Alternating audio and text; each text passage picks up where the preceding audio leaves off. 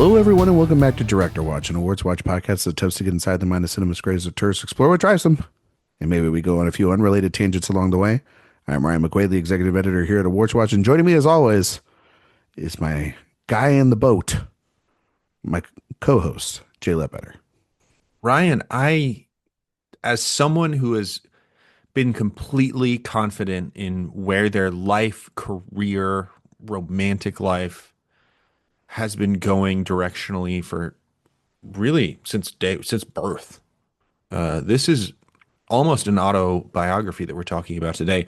We're talking about I Know Where I'm Going. Do you know where you're going? I've known it all my life. No, all your life. And I'm still on track. Wait, do you want to share with us what your destination is? 2030 Winter Olympics. Have you been watching a lot of the Olympics? A little bit. Is it? This is a safe space, right? Mm-hmm. Okay. By the time this records, the Olympics will be done. Also, by the time we release it, we're recording it. Yep. The Olympics still going on. So let's talk about the Olympics in hindsight. In hindsight, I don't care about the Winter Olympics. It's easy to not even care about the Summer Olympics. No, I care about the Winter Olympics. I care about the Summer Olympics. I do. I'm not sure if you do. Caring about the Olympics, summer or winter, requires narrative. So I just think the sports are better in the summer. When Michael Phelps was going for his record, it was magnet. Every race that Michael Phelps was doing, I was there. That's fair. Shaun White, every run that he was doing when he was in, I was there. Okay. U.S. hockey, I will watch. Yeah, I watched the game with the U.S. women, the gold medal game against Canada today. I'll give you a hot take. What? Curling is electric. I love curling. Don't get me wrong. Curling is electric. Every 4 years when I'm locked into curling. But here's the thing.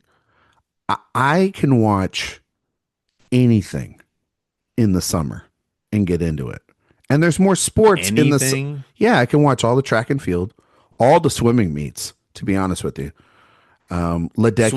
Swimming is really the difference. Kind of thing in the Olympics that I get really locked into. Get really locked into if they have a guy or girl who is like. I mean, we do dominant. have that. I mean, we do have that. That's what you need are people that are dominant, whether it's Usain Bolt, Michael Phelps, Ledbetter. She counts. Ledbetter, absolutely. I was definitely in on Ledbetter. Yeah. I mean, I was in on Lindsey Vonn. Unfortunately, neither was the exploded into 1,000 pieces. I think I did watch the but okay, this is going to get me in trouble. So the figure skating is kind of like the gymnastics. I like figure skating. It's kind of like the gymnastics. I'm very into women's gymnastics. Men's gymnastics, I don't really care about. I don't really care about. Though it was kind of cool to see the men's team and Steve and those guys. The trade-off between balance beam and rings is crazy. Totally pro women. Yeah, balance beam is way better than the rings. Yeah. But then when you watch the rings are like the most. But when you watch Simone Biles, Jay, it's like I'm watching the greatest person I've ever seen in my life do this. She's incredible, and that's the thing. You know who my girl is. Who? SUNY. Auburn alum. Go. But like when I watch the figure skating, I'm like, they're kind of all doing the same thing. It's not like to me. It's like this is the centerpiece thing. I've got a hater's take on skating, but the Olympics have the Winter Olympics have really that is the centerpiece, right? Because like I think like hockey for them is gymnastics in the summer, but summer also has swimming and track and field, and those all three are much more interesting than figure skating to me. And hockey is a little bit like basketball. I'll watch any of those, and they have soccer too. So like you'll watch, soccer doesn't matter. The problem with the Summer Olympics is they have golf now. Who cares about Olympics? They're gonna have flag football. They how are you gonna even do that? 3-on-3 basketball. Who cares about that? I mean, I do. Like, because I'm like, I I'll don't watch it. I'll know. watch the water polo. I don't give a shit. There is But not a thing I here's won't my not bigger watch. The problem decathlon. with I'll watch ice the skating. decathlon. Don't care. Who was the quad god? Ilya Oh yeah, Malinin? that was sad, wasn't it? No, but I'm just talking about him in general and the way that skating is judged. Yeah, I see, and that's the other thing. A lot of this stuff, I don't know if it's like fairly judged or not. Well, that's gymnastics though That's too. gymnastics, but here's the thing: when I watch track and field, I don't have to deal with that shit.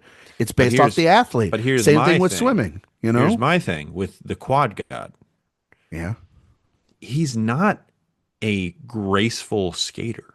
No, Like I don't he's really young see, too. I You know? don't watch him and I'm like, what a beautiful sport this is. I'm like, yeah, he can do tricks better than anybody else, but I don't the romance of ice skating is not captured by the quad god. And see, like skiing and snowboarding to me, I've seen so many people do that, and I think so many better athletes do it. But the thing is, It's still very impressive what they do, but that that's is their the premier event for those sports. yeah. And it's to me, I like Michaela Schifrin. I just think that the summer guys got them beat, man. I do. And it also doesn't help that the time I zones have mean, been really inconsistent. largely, I agree. Yeah. I mean, like, let's be honest. There was no better event than like 2 years. Was it 2 years ago when we did the Summer Olympics, right? For which event? Than watching that finals match between the United States and France and watching Basketball? Steph go crazy. Like, I mean, it was very fun. and At the it's same, like but some at of the that same stuff. time, But we're watching tennis. those guys would rather win an NBA Finals I than know, an but Olympic watching like gold. Coco and tennis, or watching Serena and Venus when I was growing But up in those are tennis. just B events for them. Yeah, but it's still better than watching the A events at the winner. I Like, think seeing the enthusiasm for those victories but I did is watch. I did awesome. watch the young lady win the gold in the freestyle um, for skating. It was the first time they won gold. How do I you think feel since about the 2002. The music choices. no, not that. The I was going to ask you woman, about that. the skier who's from San Francisco who competes for China? I mean, it's no different than the people that in the Winter Olymp. I mean, what's her name? The tennis player, not Coco, but that Osaka. Is that what her name is? She's Japan. Yeah, she's American, but her parents also are Japanese. But Who gives a shit? the difference is that this girl is like China was like, we will pay you so much money if Do you you know compete that, like, for us. you know Becky Hammon, right? Hmm. Basketball coach, Hall of Hmm. Famer. She didn't make the Olympics for the U.S. team, Right, but and that's so not Russia, and so like that's Russia. not what she did. So what happened? They It just was like paid basically a her. bidding war. China was like, Is she of Chinese descent? you will be a Chinese icon if you come here. You're probably not wrong. And she was like, okay. And then they're like, you won a great Chinese medal. And she's like, it was spectacular. I loved it. No, because like, well, okay. This gets down a whole other rabbit hole, and we really should talk about this wonderful Powell and Pressburger movie that we were going to talk Yeah. about. But if you How really did we want to get get, here? well, I know where we're going. Do you? Some I nights did when not we do the expect show. us to go here. But I will say that we are getting into an era where athletes are becoming more inherently, you could call it self-centric, you could call it selfish. Now we're in that get that bag era. Yes, is we what are. we're in. Yeah. And it's dangerous for sports. Like I was reading about that Kansas player with the NIL stuff that's going on. You know what I'm talking about? Where he's like, Darren Peterson. I have cramps, even though he's going to be the number one pick, and he's playing like less than 25 minutes a night. Like he thinks he's Wimby or something. Mhm. And to me, maybe I'm just old school. I don't understand why he's doing that. He's under contract. I mean, that's He's what under doesn't make contract. He's going sense to play to the me. damn games. An NBA know? player can't be like, look, you're gonna play me 15 minutes a game, or I'm out of here. Listen, and you're still gonna pay me. they play Wimby like 25 minutes a game, and he's so good. I'm like, That play him is true, 30. but that's But he's for a freak of nature. He's one of the great players we have. This kid that maybe is going to be the number one pick. That's load management, which honestly is a scourge on the NBA. But Yeah, I mean, but that's a whole other thing. Anyway, we're not going to get there. We're not going to fix it tonight, but we are going to talk about Powell and Pressburger. You know who hasn't won many Winter Olympic medals? Powell and Pressburger? England. Oh, well, they're struggling. Well, they don't know where they're going. Well, they're struggling in a lot of ways, buddy. It's not just medals. They're doing great. They got royal scandals going on nowadays. They're doing great. America's doing great. Yeah. That's the other thing, too. I think we're just a little bit more dominant in the summer than we are in the winter. So there's more athletes for our athletes to us to cling on to. Well, the thing about I'm not trying to make it about America, but it is the Summer Olympics. You can load up on track and field and swimming medals, and the U.S. is very good at those. I love watching the javelin throw. You know, you ever watch the javelin throw? As of this recording, second in medal count, but tied for second in golds. Tied for second in gold and tied for second in medal count. Second in medal count by themselves, tied for second in golds. That's pretty good. Norway's killing it. Yeah, man. Good, it's because they live. Those people live in the snow. Where's England in here? They're not even on here. They're not even on. Oh, Great Britain 19th. 3 total, all golds. Well, good for them. At least they got some. That? At least they got some gold on the board. Yeah. Jay, we're here to continue our Powell and Pressburger movie series here, bud. Great British people. Great British people, Great British Bake Off, Great British Movies is how we get That's back what on some track. People would say. Yeah. And Powell and Pressburger, I know where I'm going. A film in our previous Powell and Pressburger series, much like 49th Barrel, we didn't talk about at the time. It's not got the Criterion bump. Yep. You know, which is a big deal. I think it's a big deal. Mm-hmm. You know, expanding the palette for fans out there of Powell and Pressburger. Great Britain won 2 skeleton golds and 1 snowboarding gold. What's a skeleton goal? Skeleton, it's like a luge. Oh, on ice. I know. I hadn't seen that. But it's like front-facing luge. You know that like the scariest thing in the world. I tell you, the luge is the bobsleds terrifying. I saw. Remember when Jamaica had a bobsled team? Don't they? They still have one, right? Led by John Kennedy. No, that's just what they said in the okay. film. Jamaica has a bobsled team. There you go. You've seen this Powell and Pressburger movie, yes? Yeah, I've seen this one before. Talked about a big epic last week in the life and death of Colonel Blimp. We're now going back to a more intimate, more romantic version of Powell and Pressburger, Jay. A little bit of a change of pace with I Know Where I'm Going. I'm really excited to talk about this one with you, buddy. So I got to get your thoughts on this. I know you'd seen this one already. Mm-hmm. And this is, again, a big change of pace for them, but still feels very much them at the heart of it, too. One of the last also black and white Powell and Pressburger films that they ever made, mostly dealt in the Technicolor. But do you know why that is? No, sir. Why is that? Because they wanted to make a matter of life and death during this period of time, but all the Technicolor film was being used by the government for wartime films. Yes. Because this is their last film made during World War II. There you go. And so they made that film, which is the film we'll be covering next week, A Matter of Life and Death. They made that post the war. So this is one of those last films there in the war. Still a very, very fine film, if I do say so and myself. And the film in between, which we have both seen, right? A Canterbury Tale? We have seen A Canterbury Tale. I was going to ask you. Not one we love. No, a little bit more good. It's a little bit more meandering and unfocused as a film like this, though, wouldn't you say? You know, it's I more. wish I loved it. It feels more documentary than this one. It is still often so beautiful, though. But that's the thing, and the difference, and both the same things with this and with Canterbury Tale is that these are beautiful looking films. They're beautiful. I My just am God. not as emotionally engaged by a Canterbury Tale. No. And I agree with you on that point. So And some people disagree with us. Some people adore that film. some people think that that movie has got a lot saying. And for me, I tip my hat to them. I really do. I But like that movie. I wish I loved that movie. I think the movie is fine.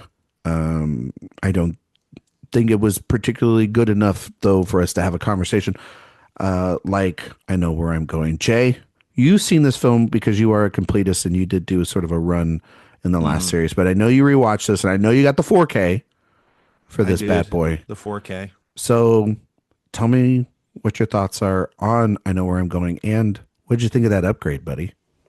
I will say the 4K. I actually think black and white films maybe benefit more from 4K upgrades than color films a lot of the Wow, time.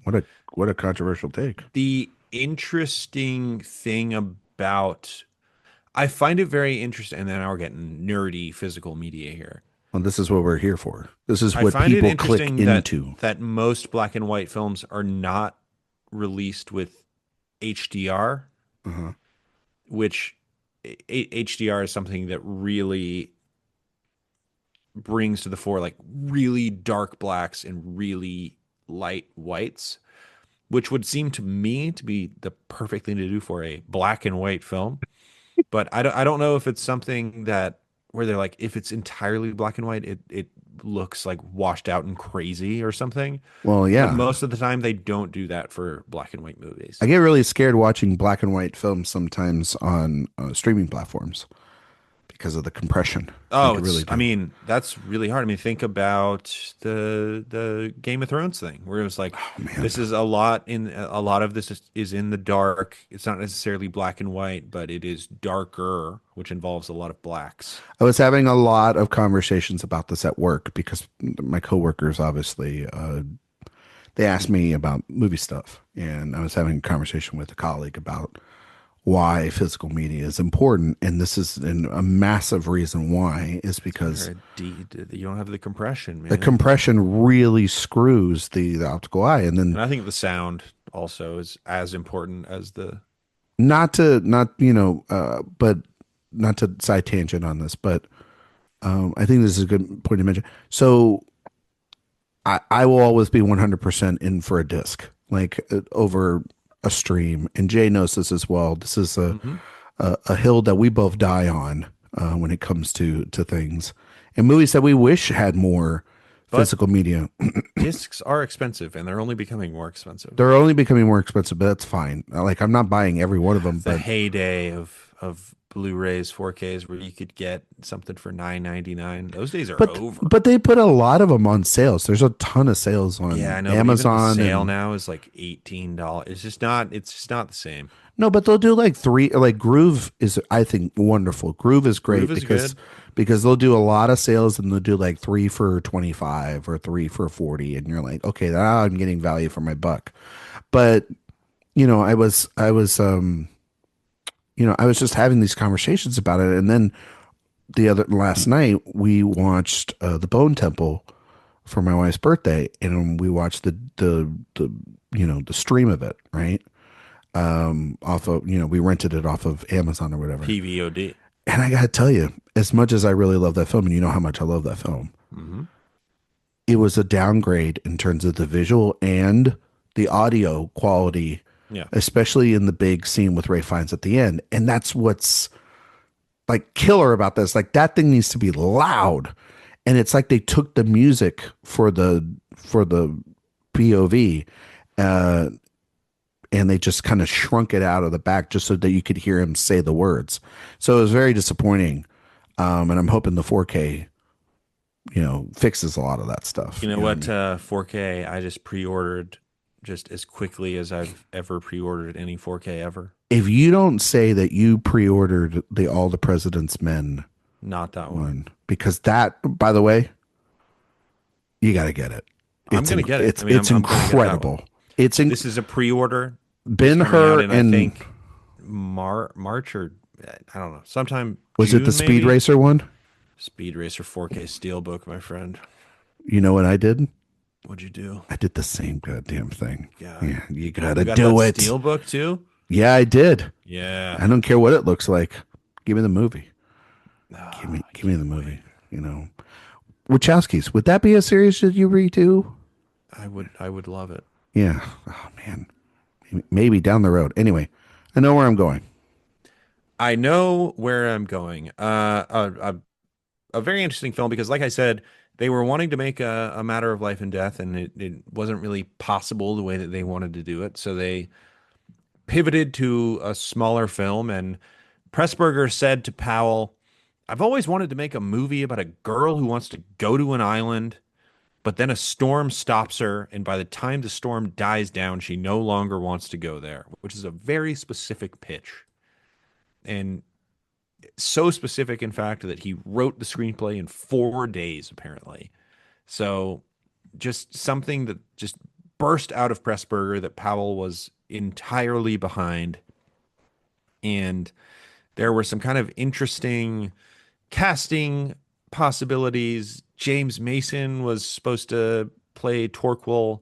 Then he was like, "No, I'm not like going to record in the wilderness. What are you talking about?" And then Deborah Kerr, I believe, got pregnant, so didn't play the lead of the film. And you know what really is the craziest part of really the whole? It's just you think about the practicality of this film, and what I think is so great about the movie is the location and how this has such a sense of place. But the second lead of the film, Roger Livesey, who had been in Life and Death of Colonel Blimp and was the replacement for James Mason to be Torquil McNeil, Hmm. he was doing a play in London while this movie was filming and could not do any location shooting. I think the location shooting of this film is a big part of what makes it as great as it is. And he didn't do any of it. And if you had told me that as I was watching it, I would have called you crazy. So for them to be able to integrate him into the film as effectively as they did, I think is such an achievement. And like I said, this is their last movie made during World War II. World War II is central to a lot of their films before this. It's in the background of this movie. Um, and I think that is to the benefit of the film. I think it's a very, very lovely film. I think it's so romantic. I think if anything, it really does have such a love for the natural setting and a great sort of anti-capitalist, pro-kindness mystique to it. Pressburger was quoted as saying, "Kindness rules the world, not money." I'm not sure that is entirely true, but it is a wonderful sentiment. They call this a crusade against materialism, which is a beautiful thing to witness on a screen. I think this movie is absolutely lovely. I think it's full of incredible performances. I think Katrina is an important person, and we'll talk about that a lot. But it's um, it's a wonderful film. And I remember when we covered Powell and Pressburger the first time, Ryan, this was one that we did not specifically talk about on an episode. Yeah. And I watched it not really knowing the esteem that a lot of people had for this film. And I watched it and I was like, this is great. Why don't people talk about this more? And that was just because I didn't realize that people talk about it a lot. And I think people have talked about it more since we did that series. But now I appreciate it even more. And there's been a lot of writing about it that I read, and it has sort of carved out a really important place in cinema history, and I think it deserves it. Yeah, this was a first time watch for me. I had not gotten around to it during that Pound Pressburger series. I remember that being a very busy time, and so I mostly covered the films that we will cover in this series, and these films were a good chance to And we explore covered A more. Canterbury Tale and not this. Yeah, and that was, I think, at the time it was a regret because I remember you saying you saw this and that was the superior film for you, and so I had always remembered that. So that it only makes sense that once Criterion got their hands on this one and were able to do the upgrade for it, And it then was a Scorsese restoration, it man. was of course a Martin Scorsese restoration. This was his He's guy, he will Michael he will Powell. he will get all of these movies in there. I will expect one day there be a Powell and Pressburger box set from Criterion, and I expect there to be a massive commentary from the great Martin Scorsese on it. So I watched this film, and to my surprise, Jay, it was pretty goddamn good, and It's so because good, man. it's so good, and it kind of reminded me a little bit of John Ford's The Quiet Man. In Haven't some, seen. haven't seen that film, huh? Mm-mm. Homework on that one for you, The one that sir. I was thinking of was Brief Encounter a little Oh, bit. a little brief encounter as well too. Yeah. Brief Encounter is an all-time freaking masterpiece. I also was thinking a little bit about Hitchcock's Rebecca, not in the sense of that Yeah, this a is a little bit. thriller, but the idea of this lingering presence that is off camera and distant from the action that we see that's on screen, Hmm. and what an effect that the English would use a lot of those two. The English filmmakers would use that technique, Jay, I think, as an effective way to create drama as well as also to create tension and epiphanies for its characters. And I did find this movie to be very fascinating too, much like most of Powell and Pressburger's films, because it is a smaller scale than like of Colonel Blimp or even A Matter of Life and Death that we'll talk about next week. But its ideas are just as grand about this sort of idea of um, of when you're young and in the first 10 minutes she's with her father and she's going off to a faraway country to marry a man and he's set up to be rich and you think that you know how life is supposed to be and it's How all about played that out and first like fake newsreel of the first few minutes of the movie? yeah. And really, it's when they have the credits like on the side of the horse carriage or on the chalkboards. I was like, this thing's I'm operating like we're on already on another level. or when they're walking through and the camera's moving through the restaurant to the chairs there at the Dude, beginning there's some and visual flourishes in this movie that are it's one incredible in a million. and then they get on the shores there and they're shooting on in these sort of lavish locations and you're saying he wasn't on location at all in these movies with her or where were or how are Livesy was not on location. This was a movie that was shot largely on location. Look at all of the scenes that he is in, and most of with them her. are no. They were on stages Oh, together. okay, but the They were ones that are not on on the location, Scottish coast. yeah, but on the ones on location though, it's mostly just like her in a lot of those You would, yeah, it, to the untrained but eye. there are scenes where he is, by that waterfall on the quote unquote coast, and Yeah, they how the hell are fake they it. doing They that? they fake it. How It's incredibly impressive. you're kind of blowing my mind here because I'm thinking of shots like that, or just I'm like, what is real and what isn't? My God, It is like Powell and incredibly Pressburger, impressive, especially they for are. 1940s. It's I crazy. mean, this is the thing about them, and we talked about this last week, and we're going to just continue to talk about it every single week. Is that these men are magicians? They Yeah, are. we'll get to, we're not even at the movies We're yet not where even it's at. like, oh, they're making movies on some sort of ethereal plane or, Yeah, and we're they're not even the doing next it. week. Yeah, Like next week yeah, starts the we're how the not fuck even did there they yet. even get Right there? now, Yeah. it's just like, wait, this guy was never actually on the Scottish coast. And then next time it's like, wait, that actually seemed like the afterlife. No, because I'm Yeah. watching this movie and you're saying that and you're blowing my mind here because There are some incredible transitions in this movie. there there's one Oh, like there were two or three transitions in the first 20 minutes that I That's was. really where they mostly are. There's the one where like you see the her dress in a bag, and Yes, then it like crossfades into that dress being gone into an empty bag. And then there are three the composite transitions in shots the of like a trains. pastor and Yeah, bells and confetti and stylized plaid hills with like the train going through them. It's nobody was doing it back then. It is so impressive. it is, and then it's centered around a pretty beautiful, tender like sort of like love story There's in also an there as well. amazing shot where a guy's in a top hat and then he starts lifting his Yes, top hat and then it's like the steam of the of engine of a the engine. train. Yes, that's the So one I'm good. talking about. Where I'm Oh, like, I love it. oh, okay, all right.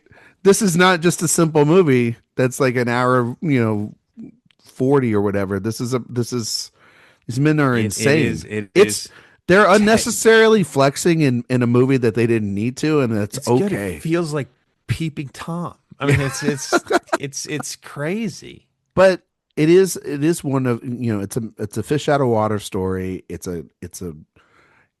sort of a classic romance of the It is time, and very old school and it's it very the much is. It is um also a tap into culture that I find very fascinating as well too.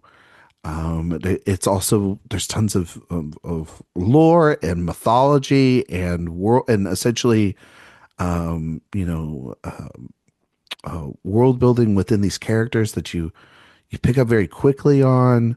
It's very very much this sort of this tender ode um, to this other side of the world that they had to be explored. I mean, they're talking about massive giant themes of Britain and the war and the totality of that. And then the next film that we'll talk about, they're talking about literally life and death. mhm. This though Matters is of. matters of, and this is an interesting film sandwiched in between them about sort of the matters of the heart and an ode to other parts of their countrymen. I found it to be just extremely dazzling as a film. And one that, as we're talking about it already, Jay, like it's going to probably get a little bit of the bump already just off of first viewing because there's more to it. I think in this film because while it can be a simple film that you're dissecting and pointing out, I mean, this is a story about finding oneself before it's too late, and I do think that there's also um, getting over sort of the shackles or expectations of society in this movie too, and Mhm. and getting over generational superstition and generational I do love that fears. part. But I think also that not that's even very just getting over generational superstition, but overcoming. Yeah, reinterpreting what has commonly been accepted to be a negative, yeah. y- you know, It's really an ode to you could live a world in a pessimistic viewpoint, but there's optimism still to be found within that pessimism, I yeah, I mean think. the wonderful end of this movie is it's like anyone who enters this castle is doomed to be shackled to a woman for the rest of his So, days. And it's and that like, woman, yeah, awesome. yeah, Great. and but I if it's the love right, Jane so much. but if you read that, then the other way, and the way that the Joan, story shows it, apologies. It's Joan. it's Joan, is that you'll be married to the love of your life the rest of your days on this planet if you step in through this door. Which some people would view as the ultimate curse, and some Yeah, and people would some view people as it's an the ultimate blessing. absolutely Yeah, beautiful blessing. Yeah, yeah, blessing. yeah, Exactly. exactly. Yeah. So and them just walking down that countryside there at the end of the film, it's so Oh, the bagpipes it's playing the everything you want. song, and then Joan's like marching behind them. It's great. The lead, but It's so lovely. and then there's just like this It's so great. nice to call a movie lovely. I Why don't love we? love, man. I Why don't? love Why love. don't we make lovely cinema anymore? What is the loveliest film that has come out in the last 5 years? 5 years? Yeah, what's a movie that you walked out of and you were just like, wow, I feel so good right now. Shit. So positive about. I mean, if you said love. more than 5 years, I'd probably say like I wouldn't say love, but just like Paddington 2 makes you just feel good about the world. That is certainly one of But them. that's Yeah. 2018. We're talking like a post COVID situation. But That's I a mean, very hard the stuff question. that comes out now is a film that I've literally called out on this podcast for being terrible. Like a big, bold, beautiful journey. It's like that's what that movie is trying to be, Yeah. and it fails. Yeah, well, I'm trying to think of something that isn't like a I can't even think of a kids movie for God's sake. Eternity is sort of that, but it's also that's like sadness mixed with That's the problem happiness. is like there's not a lot of movie earnestness. There's so Just we like pure heart on their sleeve sentimentality. yeah, I mean It's and hard to pull off because most of the times I find it very annoying. I mean you're gonna I mean Petite Maman? Or is that sad? Too sad? That is one of those. It's got both movies It's got okay. I'm trying to because I'm just it is in a lot of ways a very sad film. yeah, I'm just trying to Like The Wild Robot. oh man. It's a pretty That's a good lovely film. that's a good choice. Um Man, this is actually a really tough exercise. It's hard. We don't really make movies like this anymore. Yeah. No, we don't. And that's why it's sad that we have to go to the past to find stuff like this now, isn't it? Hmm. Oh, Marcel the Shell with Shoes On? Does that count? I know you don't care for that film, It's but just not as good. I know it's not as good, but that's Yeah. it's a very lovely film. If a movie is trying to be that, I guess that's true. Honestly, the most successful piece of heart on its sleeve sentimentality is The Matrix Resurrections. Oh, okay. Well, But that's that's a very different kind of thing. yeah. And that's a movie that sort of makes fun of the fact that it, in theory, is Oh, incapable of being that sentimental and then ends up being so sweet and lovely. does the But holdovers count? No. Are you there, that's a God? It's me, Margaret. very melancholy movie. Are you there, God? It's me, Margaret. Very melancholy movie. Are You There, God? It's Me, Margaret is certainly a heart on its sleeve movie, but it's not a movie that you leave being like, I love love. Mm. Challengers. Yeah, Challengers is one where I'm like, I love something. Tell you that Man, much. I don't think we had anything like that this past year. I'm just gonna No, put we that out didn't. there. We just don't. It doesn't really happen anymore. No, no, we don't. It sucks. I mean, like there's a movie And like I mean, honestly, this version of that is sort of stuck in old Hollywood yeah, is slash, old England. it's just stuff of old hat, right? Because a And lot of the times when stuff like this comes out now, we're like, this is pat, this schmaltzy. is Yeah. schmaltz. I cannot deal with this at I all. mean, is that where Nancy comes in when we Because talked we're about in like Nancy? post irony. Yeah. I was gonna say, is that where like The Nancy and something intern, like The Intern yeah. and the earnestest of that film? That's a The very intern earnest film. leaves you with a similar feeling, although that's not a romantic feeling, No, but it is one of like but it is a version of love. it is a version of love. Love comes in many ways, my friend. I love love, man. Yeah.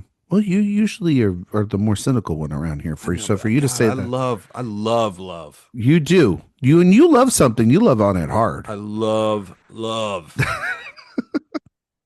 Well, that's why you like the Matrix Reload or the Matrix Exact Revolution. No, Revelation resurrections. Resurrections is because that's all. The theme of the Matrix is the power of Love. love. Yeah, those are great movies. That's why I love Speed Racer. Well, the Wachowskis, they know how to make movies about love, Yeah. and they're very earnest about it.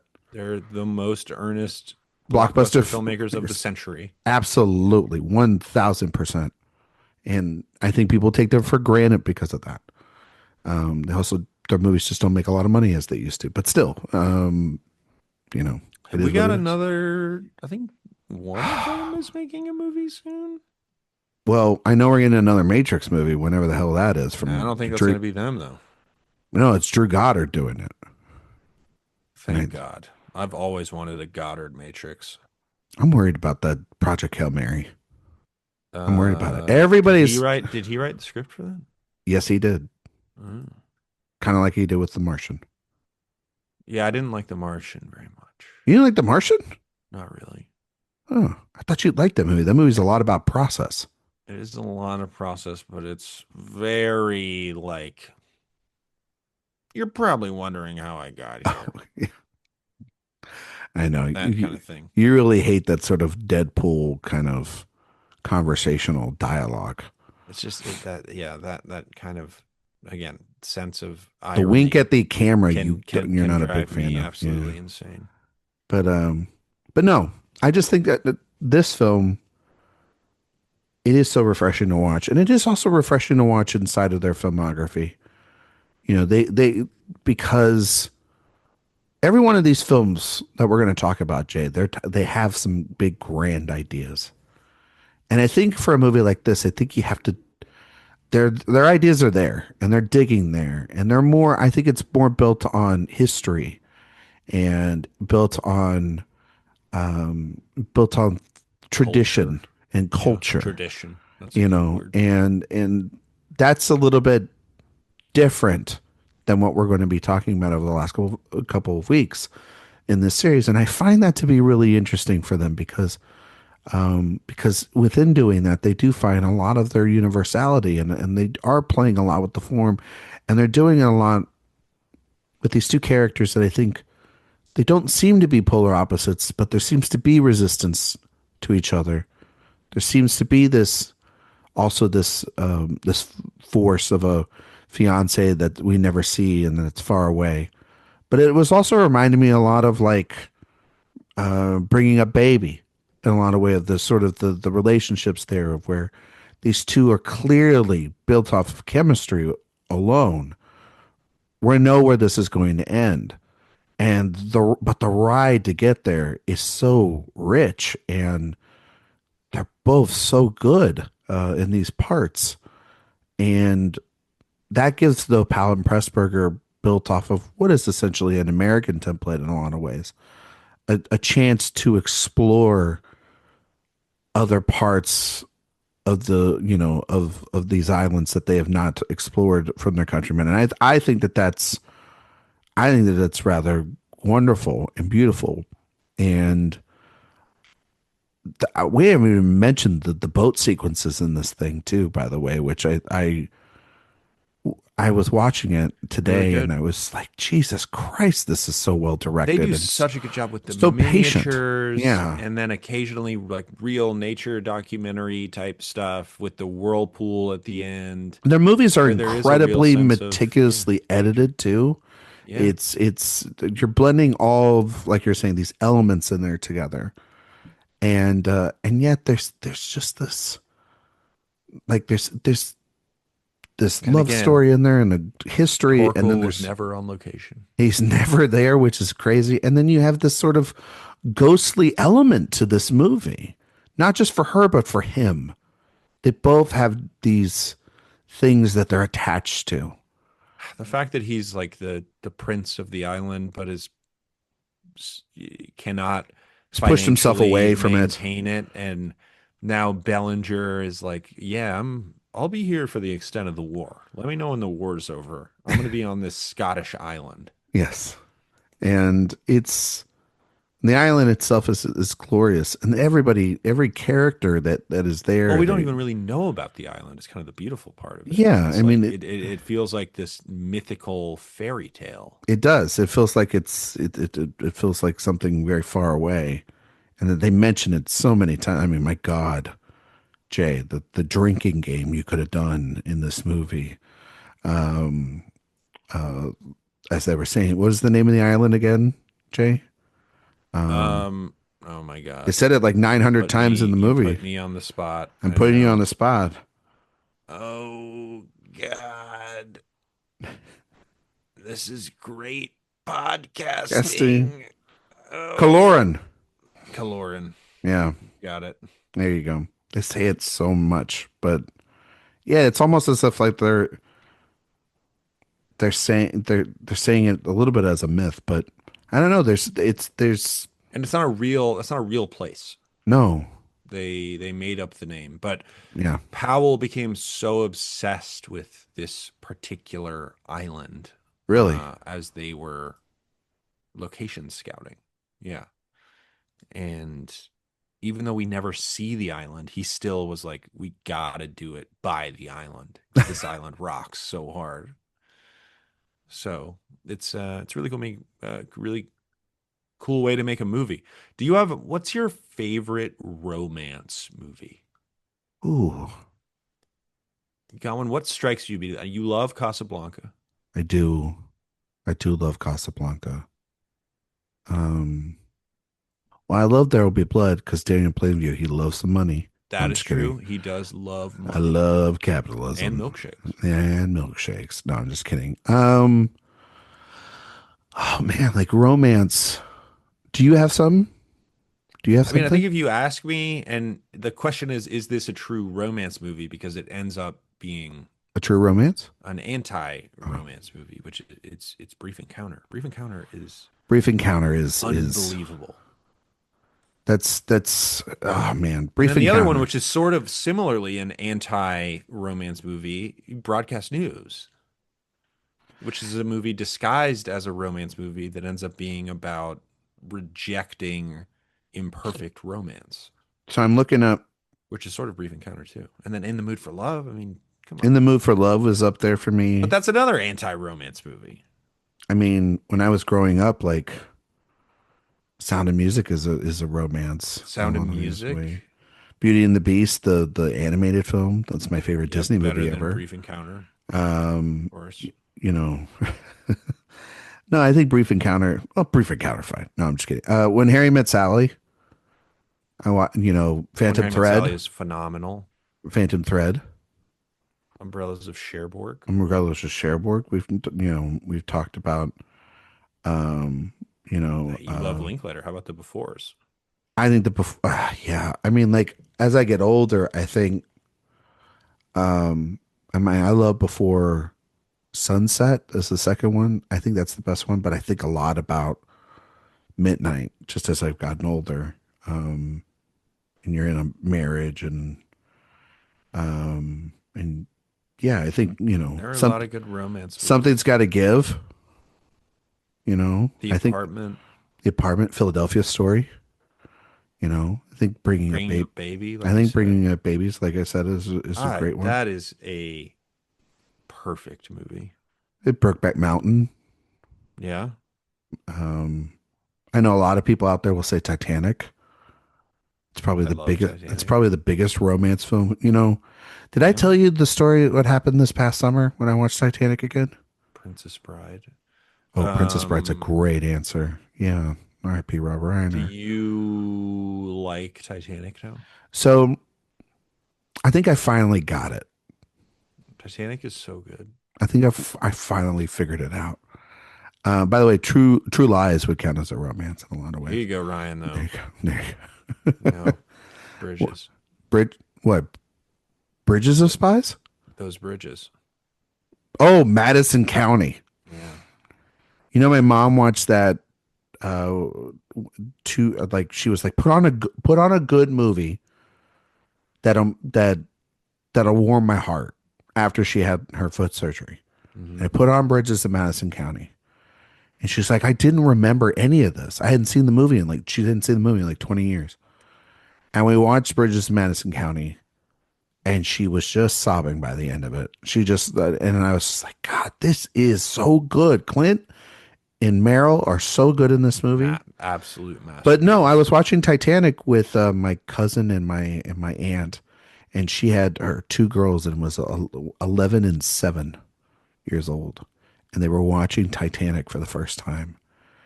And these are girls that I mean, they're young girls, and they're like all over the place and whatnot. Hmm. Those Locked in. girls were locked the fuck Locked in on Little Leo. in on Leo and that movie and Bill Paxton and the whole crew and everything. they stayed up all night and watched it. I only watched the first half because I had to go home. They watched the whole thing that night, and and it was just kind of like I didn't need to watch the film. I needed to watch, and I was mostly watching them watch it. And I was like, I get it. I get this film now. It is going to be. It's almost like that kind of thing that Star Wars has for everybody, where it's so it's those generational films that'll just be canonized forever once you show your children it. Have I told you my take on why that movie was as successful as it was? Why Titanic was successful? Yeah.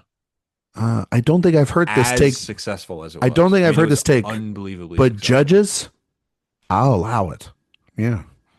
So the first 60% of the movie is a classical romance that really in a truly kind of like binary interpretation of movie watching is a wonderful film for women to enjoy. Yeah. And then the last 40% of the movie is an incredible action movie. And that's why dudes can't get enough of it. And it's the same thing that I say about Bradley Cooper's A Star Is Born. Yeah. I think that opening sequence when That's they a have this very like great yeah, Southern rock weirdly romantic film, concert even though it's is very like, sad. oh, this is for the fellas. Yeah.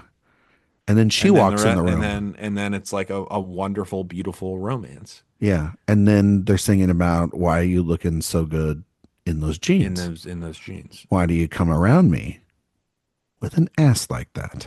That is a movie with like 3 scenes that I think are terrible, and I still think is a masterpiece.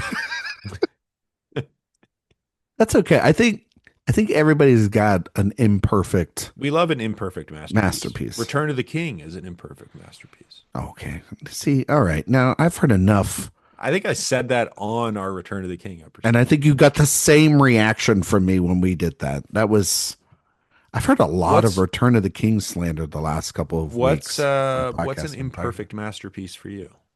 Oh man. Well, you know me, I love all Matrix films. And they all are 5 Would you stars say for they're me. all masterpieces? Even Revolutions. Yeah.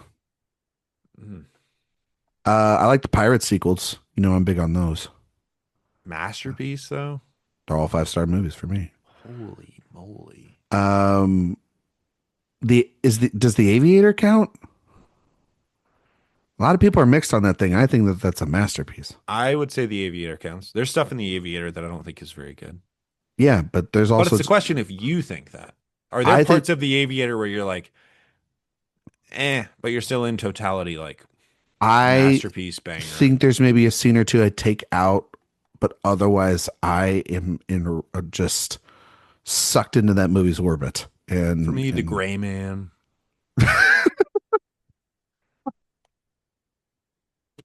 I was listening. I was telling you earlier today that Cherry.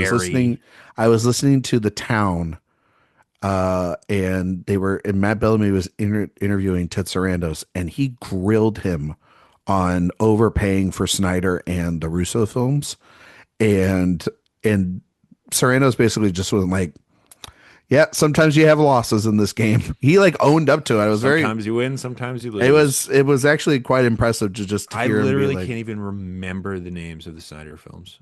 Something Moon. something. Rebel Moon. Rebel Moon. Rebel Moon.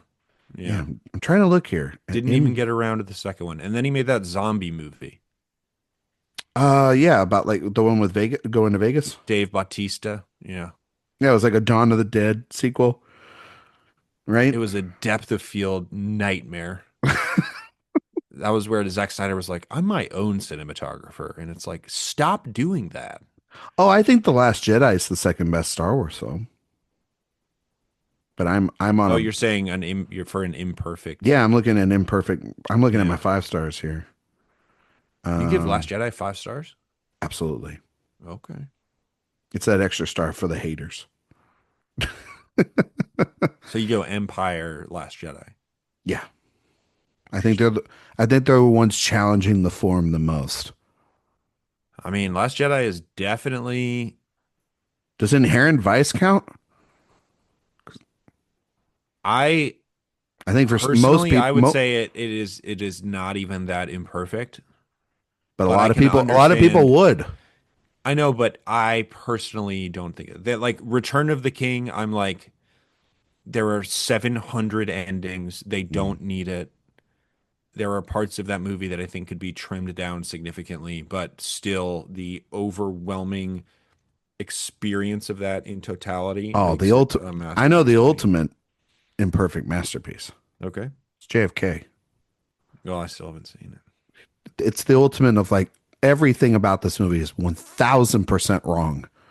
And I don't give a shit. It's so good. We love that. Man on Fire. Does that count? No, perfect movie.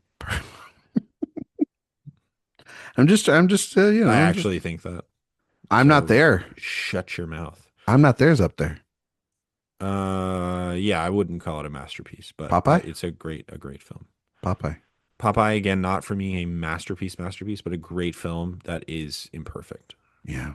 Sorry, I'm just looking at my obscure films now. Yeah.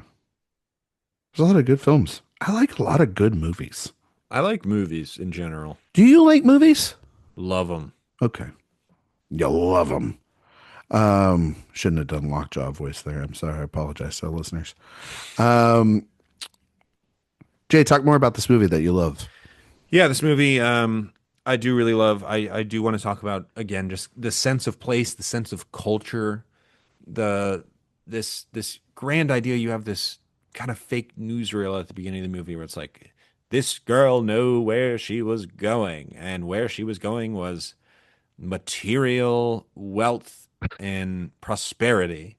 And Money then is the only thing that the matters to rest her. of the film is about her meeting these kind of more blue collar people who, one, are Open your horizons. outwardly judging her fiance, not knowing that she is his fiance, and talking to these people, going to these parties that are not full of diamond chandeliers or anything like that, but have a sense of joy to them that she has never really seen before. Can I tell you And something? When lovely is the way to describe this movie. it was very lovely. The thing I was in the movie could have at any point become massively cynical. I mean, these people live in this world, and this guy is with all this money is going to come in and sort of dominate the region, right? And it was Well, he's kind of really just there to be like, I don't want to deal with the realities of the real world. yeah, but He's in imagination land. yeah, and that was kind of like when I was thinking about it, I was just thinking about like, but then there's all these people that surround it that live in the real world. You know what I mean? And They're close to him, but they're not surrounding him because he's on a freaking island. no, very much so. But they're living there, and Hmm. they're sort of more in a reality than he's in imagination Hmm. there, right? And she gets to see that like this is actually the real world. This the wealth that you're gonna of love and joy and camaraderie from this group of people It's a is value is judgment. Yeah. more valuable when you think about it than the monetary wealth of this imaginary figure that she's going to be with, right? Hmm. Sort of the Hmm. sort of the thesis I think of the film. And I was just thinking about that a lot, because of I was just thinking about just how Powell and Pressburger are taking these themes and really, I do think we live in such materialistic times, Jay, and I do think that we live in moments where, different, like we were talking about earlier. I know this is kind of weird, kind of circling it all back to the earlier conversation, but when we watch athletes and we watch celebrities and we watch people that are, supposed to be Now we're just leaders, inundated with, yeah, wealth content, wealth is social media. wealth Now all the and kids want to be is influencers. exactly. And reading that like WB hired 2,000 influencers for Wuthering Heights to, yuck up the I content. needed to get in on that. They needed to. We How did really I should miss have. that? I don't know. I feel like you could have dominated with some I video have content on like there. over 1,000 Twitter followers. I mean, that's forget about But it. no, I just thought about just like even back in the 1940s, there's this materialistic mindset of a new generation, and yet you can't beat an old fashioned community and finding love, for love's It's a very sake. romantic depiction of that, It is, but it, but and it, idealistic, but in and a maybe way, unrealistic. But for a culture that's in the process of lovely. a war and times are changing, it is okay to, I think, have those sort of resets, and especially resets on what is the true purpose of human connection, and what's the real importance in life. It's not about how much money you have or how big your house is or your titles. It's about who you're with and who you are. It And is I think about that I it's think that about that's very existential fascinating. value. It's about, I mean, Yeah, it goes far beyond worldly uh wealth, you yeah. know. Because when you were, I mean, maybe it's different when you were growing up, but I wasn't trying to think about how much money I was going to make, or I wasn't trying to think about how big I the got that house way was when going I to was in be. grad school. Did you? I will confess. I went and interviewed at Goldman Sachs and I was like, this is awesome. And then 3 years later, after I didn't get the job, I was like, thank God I didn't get that job. Yeah. Do you think that you would have been a massively different person? Yeah, Yeah. absolutely. I I would think be your wife horrible. would have thanked you for not doing that either. I'm not even sure if she would have been my wife. That's a very fair point. I think we were engaged at that point, but she might have called it off when I was like, excuse me, are those Crocs that you're wearing? Because she would never own a pair of Crocs. She's actually I think arguably more materialistic than me, and she doesn't listen to this podcast. no. So, So I what's the most annoying thing that you own? That's like, I splurged on this stupid thing that people would find annoying. that's a really good question, because I mean, well, I buy the physical media, and you got me into the But yeah, poster. that's not it. I'm talking like You got me into the poster game, which was a I'm talking stupid thing. $900 pair of jeans. I'm talking Um, well, you have gotten me to confess that I spent a crazy amount on one Blu-ray one time on this podcast before. I'm not yeah, but going to that's say. not like I'm talking about Yeah, I know what you're trying to say. I it know could what be like it could be a car, it could be I know. I've always bought pretty standard and pretty like, I don't know. I've never really. I'm not cheap by any stretch of the imagination, but I am just very conscious about, like, I know the things that I like, and I mean, I guess I mean, like, I bought $1,000 suit one time, many sure. years, and I have and I have it, but It's a nice suit. I don't think I don't own $1,000 suit. well, it was mostly like it was just like, one of the, I got to go on. It's very nice. It was very nice. Have I bought, but I've never bought like something like that ever since. But, and I didn't really have it back then, but like, but since then, like, I mean, the house was the house, and Well, we got a that's good just deal a on that. house. Yeah, You it's our know? house. Well, I mean, that's rude to my house. Don't be No, but I'm rude just to my saying house. a house is a house. Yeah. A Nobody car, can be like, like, I "Oh, never bought a you're an crazy car. I haven't had the yeah." urge to ever buy a No, mine, sports mine, car. mine are like mine is just my. I bought Gucci sunglasses, Oh, did and you? they're it's See, so that's the annoying. problem. I can't buy Gucci It's sunglasses or so shit like annoying. that because because I have terrible vision, and you know this. So, and I don't have Oh, the you LASIK. need prescription. Yeah, I wear contacts. Yeah. Well, I I don't think I'm getting LASIK this year. I'm never going to get LASIK in I my think I'm life. gonna do it. You scared?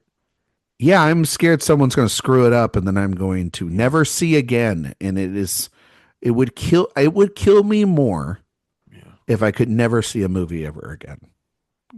So, That would stink if that you could would never be see a movie worse again. than anything. How cool So, would it be though if you didn't have to wear glasses? I think I look okay. I'm This is not a saying anything about look, but I think glasses are so annoying. I love my glasses, and they are Okay. very much a part of my look. And I don't know. I've had enough people say that I've known, not people, not only my family or anything. They're paid to say they like me, but people are like, "Oh, you look better with your glasses on," Mm. And I never know if that's like a backhanded compliment saying, "Hey, without them, you look fucking ugly." No, Uh, you but got good glasses vibes. but I also I like wearing a pair of glasses, and I I don't like. I hate wearing glasses. I've seen you with glasses on. I think you don't look bad, but I I'm much not saying I more know look you bad with the with glasses on, contacts. but like if I'm working out with glasses on, they either get foggy or fall off. It's just Yeah. having this thing on your face the whole time. It's See, I don't uh, work out with these things on. You my know, vision is bad or if I enough go that in for if like a I a take them jog off, or a walk, or I'm if wearing I sunglasses. need some of those like old school athletic glasses, Mm, you know, they're like yeah, suction cup to your face. I don't know. That's I what I don't. need, Okay. but I don't have those. I So think I'm you getting lace. I think I'm getting LASIK this year. you better pray to God that it works I out. think I'm going to use it. Not scared, I think I'm going to do it. I am 0.1% scared. but that 1%. No, it's not even 1%. It's 0.1. 0.1%. They're still there. It's there. It's there. You can't let it consume you though. Just got to go No, in and do it. Um, but contacts, wearing contacts like every day just See, I don't destroys wear your eyes. contacts either. You want to know why? I don't like. I don't want to poke my eye and then get back there. I don't know. It's just a whole mess. And I'll No, forget. I fucking know myself. I will forget. I know where I'm going. It's to get LASIK LASIK surgery. surgery. No, the glasses, they're part of me, and I think they look good. You like look at me. Look at me right now. No, you've got great glasses vibes. You're a guy who feels built for glasses. Thank you.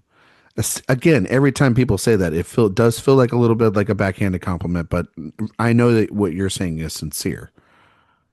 At least I You're hope to. looking great. You're looking great in the frames. Okay. All right. Now. Okay. Yeah. I No, feel see, this is my problem is that everything I say sounds sarcastic, even when it's sincere. sincere. It's the opposite of Powell and Pressburger and what they're doing with this movie. I'll tell you that. It's my curse. It is your curse. Why don't people have chemistry like this in movies anymore? Um, Because these actors, they're not like actors that work a ton of time, and oh shit, like there are scenes they're not even they're sort of stitched together.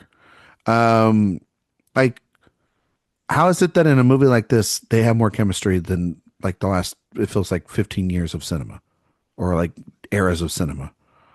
Is it just because it's those guys know how to get the best out of their performers I mean, I that they definitely pick? think that's a big part of it. Is it the fact that that's like also It's insanely also great it's writing? a different kind of performance, right? Yeah, It's we are in an era where naturalism is kind of considered the ideal form of performance. And this is a film that is completely romantic in its perception of performance. yeah, It is inherently a film where people are operating in some degree of extreme, mm, and because of that, I do think it hits harder and in a different way than what we are accustomed to today. If you made a movie that was, again, we were talking about it, like it's it's weird to think about, is a movie like this not made today because we would ridicule it? Like if this movie came out now, would we be like, this is schmaltzy and cheesy and artificial and bad? mm, But when we contextualize it in the 1940s, we think, oh, well, this was a wonderful example of how movies were made back then, and we're grading on a weird curve. yeah. Entirely possible. But I think that is the magic of this movie and movies like it, is that people were allowed to make movies that, while not feeling entirely like life, felt so true to their world Yeah. and felt like a version of a world that we recognized that maybe they can't um, quite realize today for commercial and cultural reasons. There was one film tonally they're completely different.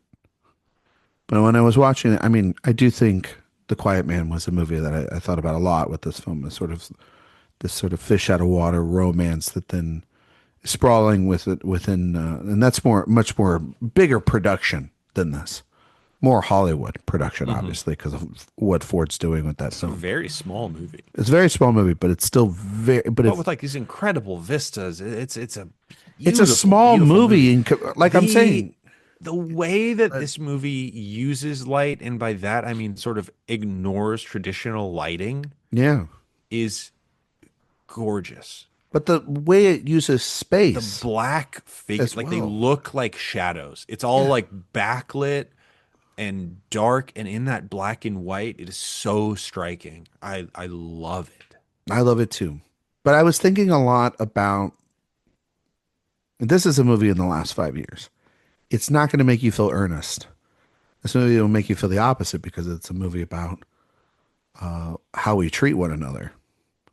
And I was thinking a lot of though what Martin McDonagh did with Banshees of Inisherin, and I Love was that movie. and I was thinking a lot of like how within that film, yet he has these massive themes that are built on history and lore, and stripped it all down and put it into a film about a broken friendship, right? And Like it just a feels tiny, feels very lived in, I right? don't like you anymore.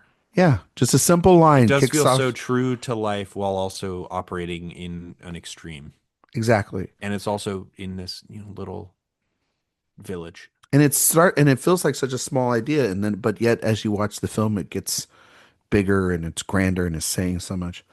And It's so small but so large in, yeah, ideas. that's what this movie is operating on. And Yeah. there is that DNA still, found I think a lot in foreign films and stuff like that too. But That is there, actually that Ryan, that is a great example of a movie that is sort of like this. yeah, That is a I'm good call. it's not the same But it's the opposite tempo, sentiment. Like it's the sentiment is opposite different. sentiment. Yeah. Yeah. But also there is a little bit of, I'll see you tomorrow. You know what I mean? It's like this is going to continue, or they kind of need each other. It's a different kind. It's a friendship rather than a romance.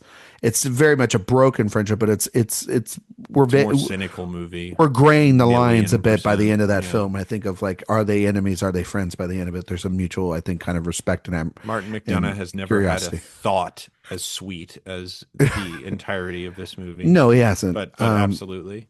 It's sort But of the mirror warped image of this movie. no, but also those larger themes are then put upon, like I think of like Carrie Condon in that film and what she's dealing with. There are There's very sort of like, sweet characters in that movie for yeah, sure. and but every But they're character is, sad. It's melancholy. yeah, It's and not this is romantic. joyous. Like Yeah. there's these people could be cynical about this massive amount of wealth on the other side, but they're honestly they choose to not really ignore it, but they're like, it's not going to affect us Well, in they the kind way of it's like, going to I mean, change they're your kind of like life, he's lady. worse off because of that because he's Yeah, like because he's alone and he isolated. looks down on these people and he's Yeah. over there on an island by And he himself. needs you. Like he needs her to come over there to have maybe a tiny sense of sort of life.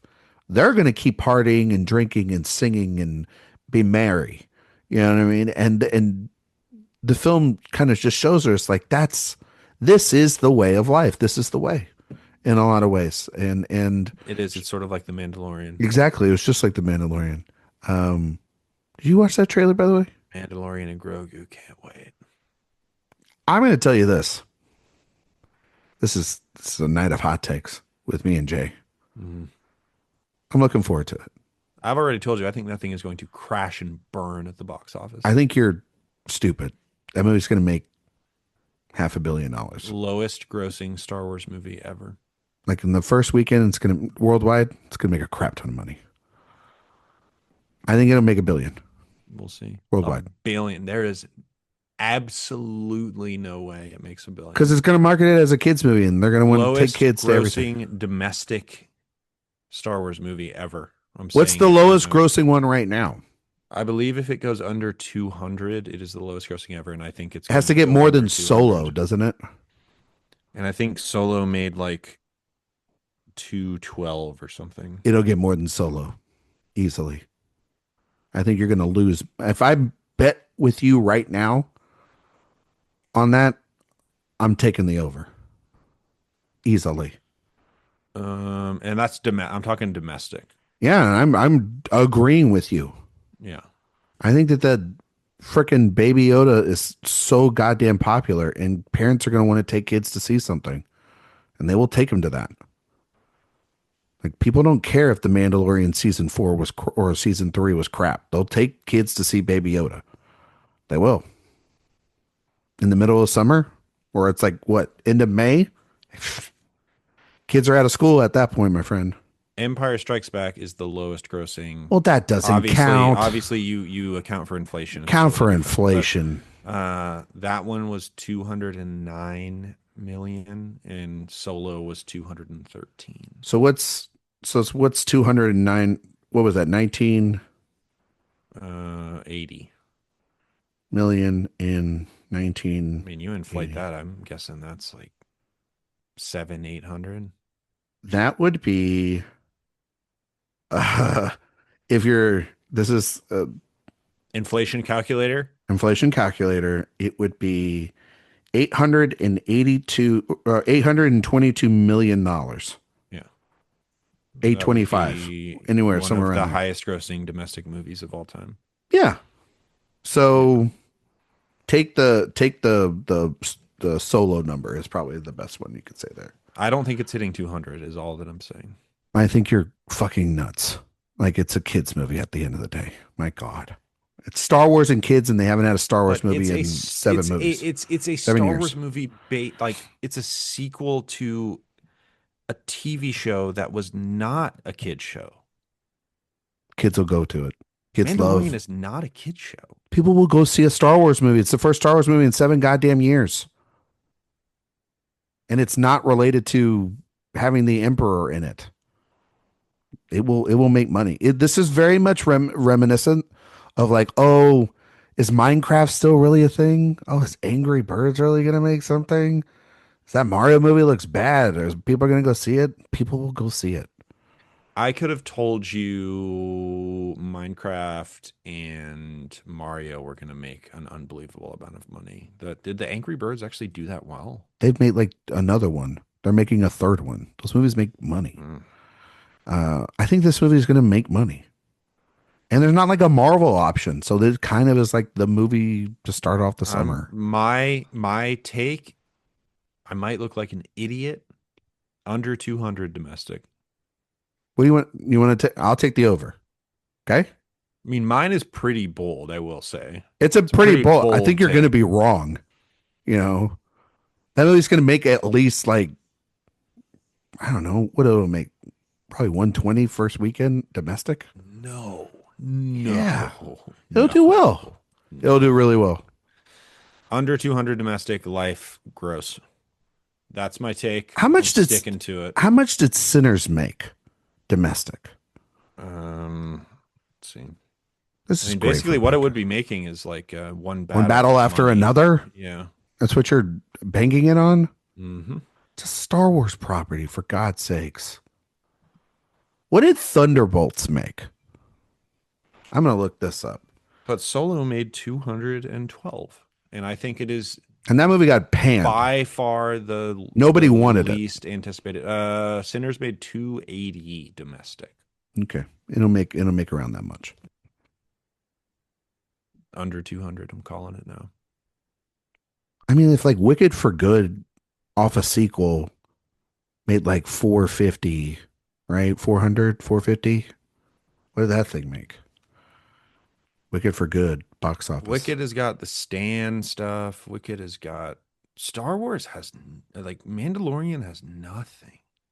Wicked for Good made 527 worldwide. What is the draw of Mandalorian and Grogu? It's summer. I got to take my kids to the movies. It's as simple as that, buddy. But that's not the kids' movie. Wicked for Good got panned and it made 342, and it was a sequel. All right, let me see what's coming out around. It's not the you biggest. You keep talking about I know where I'm going, and I'm gonna look up. You're frustrating the shit out of me. Movie releases. Yeah, this movie rules. I love it. I think.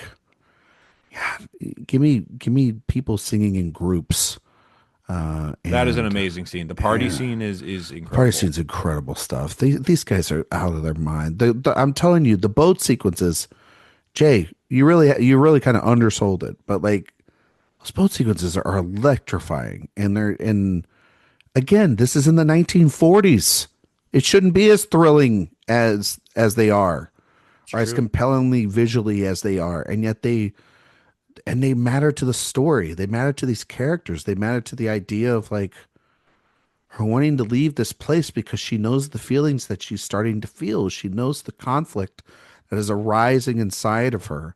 The more she stays there, she's pushing herself away from something, and it's the world and really the nature kind of pushing her back to tell her that's not the you haven't learned yet fully. You're trying to force something in there, and it pushes her back, and she goes back. And I think by the end she realizes, one, she's in love and that they're meant to be, but she's faced the fear of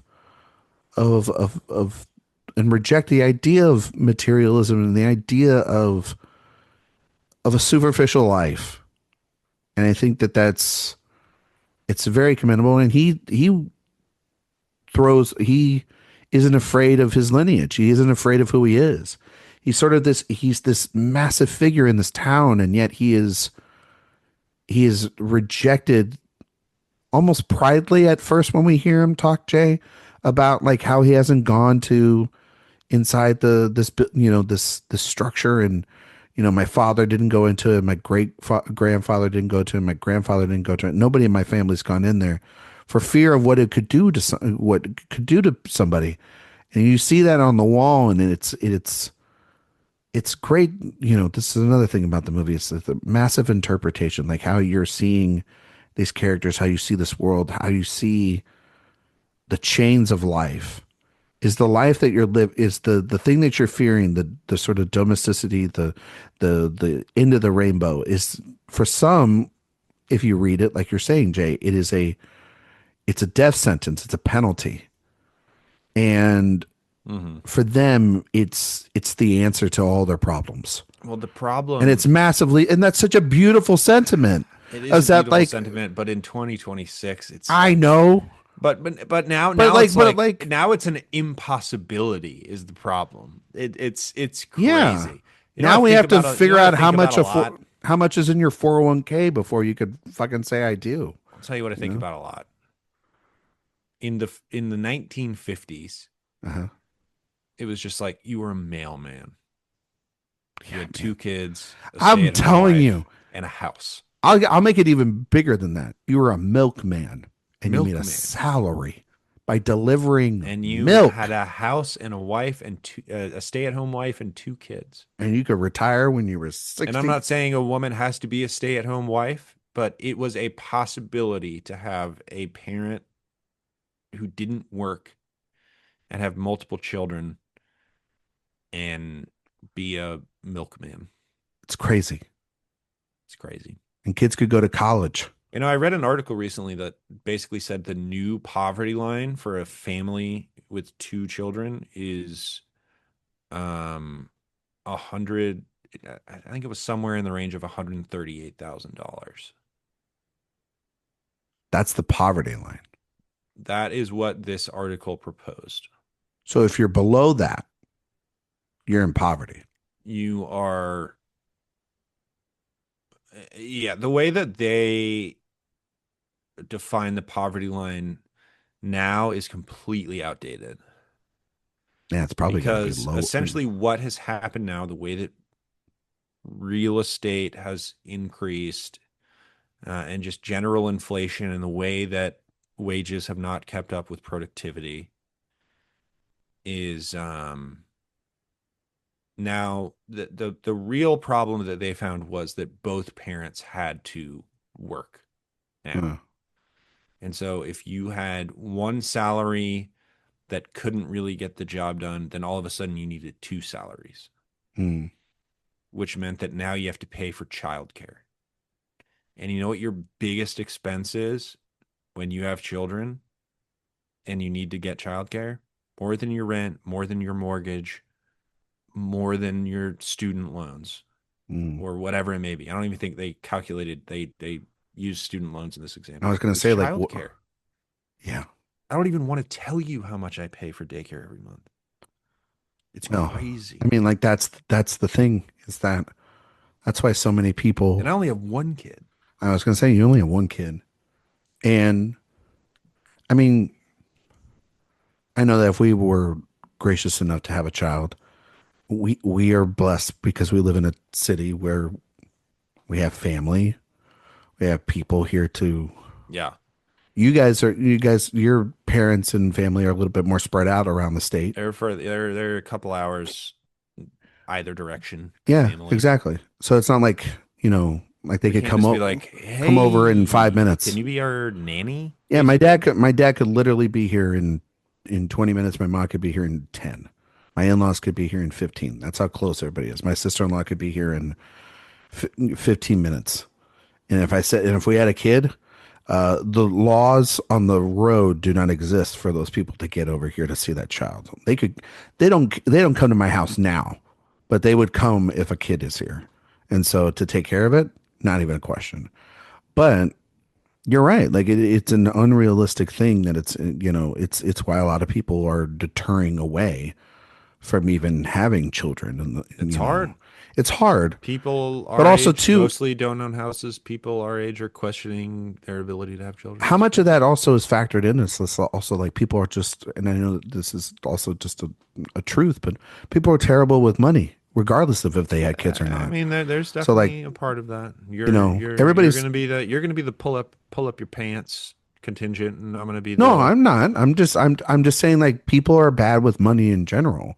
I'm professional athletes. People that are paid millions of dollars are well, terrible with yeah, it. yeah. People, let alone average Joe who is making it by. You know what I mean? Like not ever in. I'm not saying that. I mean, the idea of $138,000 and that's the poverty line. It's like, well, Jesus Christ, like, what are you spending that money on? It's like, I get childcare is crazy, but I don't think it puts you in the poorhouse. But Right. so there's a little bit of that. How do they live? What's averaging? Like, what's No, for there's a sure. lot of And that factors doesn't they could matter put to in. Joan. Yeah. No, it doesn't matter to her because I think what matters to her is like, I don't know, when you're born with and sort of installed with these ideas of like what I the know where world is I'm going. supposed to be, like, and where you're supposed to go. Like, I was thinking a little bit about Amy, Florence Pugh's perspective in Little Women. I was thinking about her in this, in this world of this is, and then thinking about that film a little bit too when I was watching this film. A film that is a movie about the different perspectives of women generationally of the same era. And I was kind of fascinated through Joan here as well. It's like this seems to be a very confident person. Nobody's really installed these ideas into her. It's mostly been of her own mind and in creation.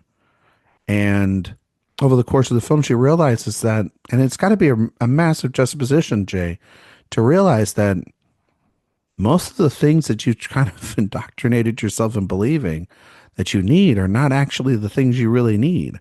And the idea of going on a journey and figuring that in that self discovery, I love love. it's not even just about love. It's about the artificial things are not as great as the things that are tangible and in front of you, which is human emotion and connection. It is kind of funny that the moral of the story is go from a super mega rich person To to like a moderately rich guy a kind of rich person. with a kind soul.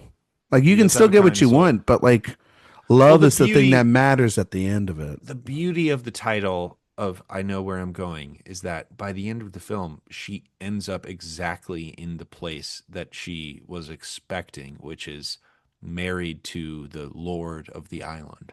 It's just Yeah, not the person that she was expecting it to but be. he's not cloaked in jewels and No, it's service. just it's a great little irony. It's good. It's a title, but it's one of like he's more famous for being a man of the people and helping others than he is about Well, he's fetch not even me. famous is probably the biggest Yeah, point. He's just to the people He's a guy, there, he's just a guy.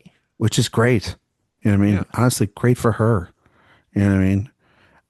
There's that scene where she's like, all the receipts are being playing off in her head, right? Like the sort of dream sequence where she's like in the train and all she sees are receipts and money being spent.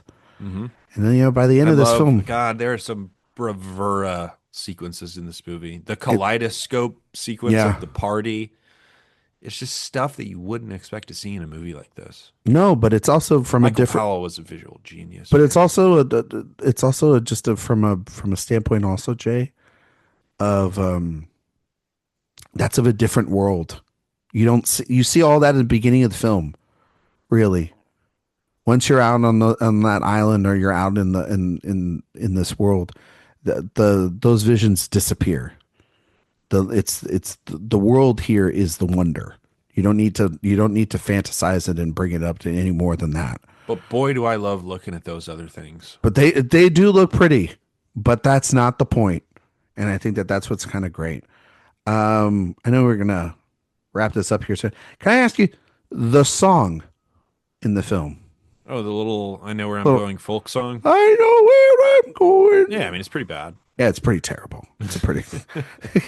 I was like, please stop singing this Where are goddamn you song. at on bagpipes? Wow, I thought you'd never ask. Really. I mean, I kind of think they're really stereotypical at this point. If you're at a live event that has bagpipes, how are you feeling? I'm kind of looking around to make sure I know where all my exits are at that point. I hate bagpipes. The Well, problem with how the would you get stuck in an event with bagpipes? Like, where's I've that been at going? events with bagpipes, yeah, for sure. Yeah. Okay, you need to explain this more. You can't just. I'm doing what you would have called one time when we were texting about a different subject with Eric and Sophia. You said, well, you asked the right follow up question because you're a good journalist. So I'm going to ask you, what were these events that you were I at am with these thinking of bagpipes? one in particular. It was a beach wedding. I guess one of them was Scottish or Irish or something. Um, and I just It's remember, I good to can't know. remember if it was the rehearsal dinner or I think it was right after the wedding ceremony. So it was Okay. like during the cocktail hour. And on the shore, they had a bagpipist. And the problem with bagpipes Yes, they are suck. not the sound of the bagpipes, which I think can be quite lovely. Okay. It's the fact that they always have this like background exhaling air noise. Almost like a spittle too, It just right? has to always be there because there has to be a constant source of air Yes. because that's what bagpipes are. So it's like, I'm glad you figured that out. and then when they're playing notes on the other pipes, those noises are I think often very lovely. Yeah.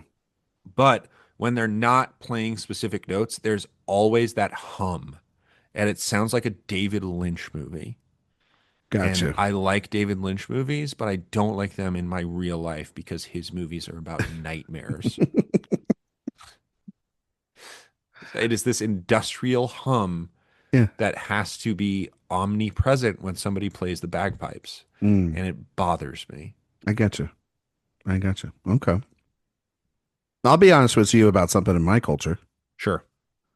I do not like mariachi bands. Mm. I think that when I see them, I'm just like, it just they play the same four songs, and I think they're too expensive. La Cucaracha. I mean, you're not wrong. Mariachi Loco is definitely being played, and I don't know. It's I feel weirdly stereotypical, even though like it's our thing. I don't know. I just kind of am like, this is Like one thing that we Irish. could. God damn it! I hate when you do this. I just don't like it. And like they would always get them at my grandmother's birthday parties, and we'd always go to the same Mexican restaurant because she really liked it, and it wasn't bad food. But they bring them in there, and it would always give me a headache. And I also, maybe that's the other frugal thing about me. I was like, this is what we got her. Like, we couldn't get her something else, like maybe a different present. And it's just like the same guy singing the same five songs. I don't know. And I agree with you on the bagpipes. They can be, they're too loud, too loud. So, Jay, before we get out of here, Mm-hmm. we're going to test your award season knowledge based on the film we just reviewed. I know where I'm going. Do you have any relation with Wendy Hiller outside of this movie? Oh, we're trying to wrap this up, and you're gonna just drop that in there. No, I But know. I okay. mean, we didn't talk about their performances at all, basically. So I do want to just ask, because she's a multiple time Oscar nominee, She is. I've seen her in A and Man for I All know Seasons, nothing about her. and she's in Murder on the Orient Express, the Sidney Lumet, the Finney version. You ever seen that film? I have not. One of the best ones. It's pretty good. Mm. I think she's incredible in this film. She's phenomenal in this movie for sure. And She lived at the ripe old age of 90. Good for she's you, Wendy. she's an Oscar winner, Best Supporting Actress for Separate Tables, a movie I have not seen. But You haven't seen Separate Tables? I know. You're just gonna get mad at me for it, aren't you? Hold it against me.